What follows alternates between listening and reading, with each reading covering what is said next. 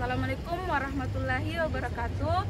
Perkenalkan, nama saya Rizkawati dari Fakultas Keguruan dan Ilmu Pendidikan, Program Studi Pendidikan Guru Sekolah Dasar. Langsung saja masuk ke pembahasan. Simak video sebagai berikut. Baik, yang pertama yaitu ada manajemen pendidikan dan administrasi pendidikan. Nah, manajemen pendidikan adalah proses pengelolaan sumber daya manusia, finansial, dan material untuk mencapai tujuan pendidikan yang lebih efisien dan efektif, dan di mana fokusnya lebih strategis dan melibatkan keputusan jangka panjang.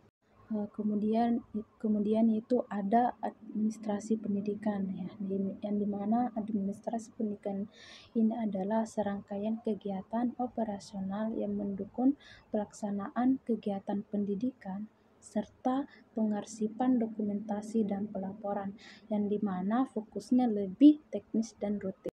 Kemudian ada administrasi kurikulum. Nah, yang dimana administrasi kurikulum ini sangatlah penting dalam memastikan kesesuaian antara materi ajar dan kesesuaian kebutuhan siswa dengan memahami kebutuhan siswa secara mendalam. Pun langkah-langkah yang dapat kita ambil, yang pertama yaitu kita harus menganalisis karakteristik siswa tersebut. Nah, yang kedua itu kita harus mengetahui kegiatan sosial dan budaya siswa. Kemudian kita harus menilai kebutuhan khusus siswa tersebut. Kemudian ada tujuan utama administrasi pendidikan dan manajemen pendidikan adalah untuk menciptakan lingkungan yang efektif dan efisien sehingga tercapailah tujuan yang optimal. Yang dimana tujuan utama administrasi dan manajemen pendidikan adalah untuk meningkatkan kualitas pendidikan, menciptakan efisien dan efektivitas. Yang ketiga yaitu mempermudah pencapaian tujuan pendidikan, dan yang terakhir yaitu keadilan dan kesetaraan. Kemudian ada tujuan utama administrasi dan manajemen pendidikan untuk menciptakan lingkungan yang efisien dan efektif sehingga tercapainya tujuan yang optimal. Tujuan utama administrasi dan manajemen pendidikan adalah yang pertama yaitu meningkatkan kualitas pendidikan, yang kedua yaitu menciptakan efisiensi dan efektivitas, yang ketiga yaitu mempermudah pencapaian tujuan pendidikan, dan yang terakhir yaitu meningkatkan keadilan dan kesetaraan. Adapun beberapa strategis untuk mencapai tujuan administrasi dan manajemen pendidikan secara efektif. Yang pertama yaitu perencanaan yang matang, organisasi yang efektif, pengelolaan sumber daya yang tepat, dan pengarahan yang efektif. Kemudian ada koordinasi antara guru, kepala sekolah, dan staf, yang dimana koordinasi kepala sekolah, guru, kepala sekolah, dan staf ini sangatlah penting untuk mencapai tujuan dalam suatu lembaga pendidikan.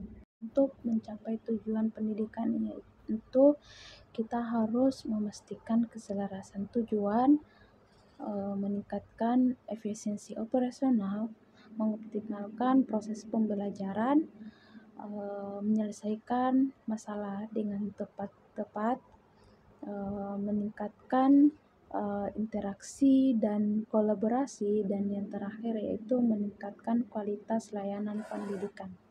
Kemudian ada supervisi pendidikan. Melalui pendekatan supervisi klinik dan pengembangan, supervisi dapat membantu guru dalam proses pengajaran yang lebih efektif, meningkatkan kualitas pengajaran, serta memberikan umpan balik yang konstruktif, perbaikan berkelanjutan. Nah, selain itu, supervisi yang efektif dapat meningkatkan motivasi kinerja guru dan kepuasan yang pada gilirannya berdampak positif pada kinerja kerja di kelas. Selanjutnya itu ada peran guru dalam manajemen pendidikan dan manajemen konflik. Nah, yang dimana peran guru dalam manajemen pendidikan dan manajemen konflik ini sangatlah penting untuk menciptakan lingkungan belajar yang kondusif. Peran guru dalam manajemen pendidikan ini meliputi perencanaan pembelajaran, pengorganisasian kelas, pelaksanaan pembelajaran, pengawasan dan evaluasi, dan yang terakhir yaitu sebagai motivator. Yang kedua yaitu peran guru dalam manajemen konflik. Konflik di lingkungan pendidikan baik antara siswa, guru maupun pihak lain itu adalah hal yang wajar terjadi. Nah, guru berperan penting sebagai mediator dan fasilitator dalam menyelesaikan masalah tersebut. Adapun peran guru dalam manajemen konflik ini itu yang pertama mengidentifikasi masalah, yang kedua mediator, yang ketiga pemberi solusi, yang keempat yaitu pendidik karakter, dan yang terakhir yaitu menciptakan budaya damai.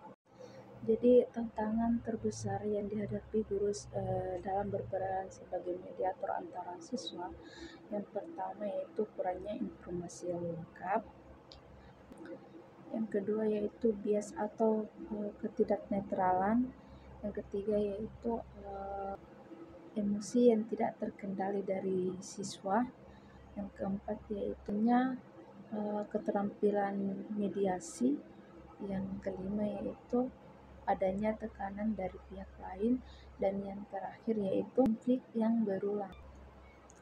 Adapun cara yang dapat dilakukan untuk mengatasi konflik antar siswa tanpa memihak yaitu yang pertama mendengar secara aktif, bersikap netral, yang ketiga yaitu diatur dengan adil, dan yang terakhir yaitu mampu mengatur emosi.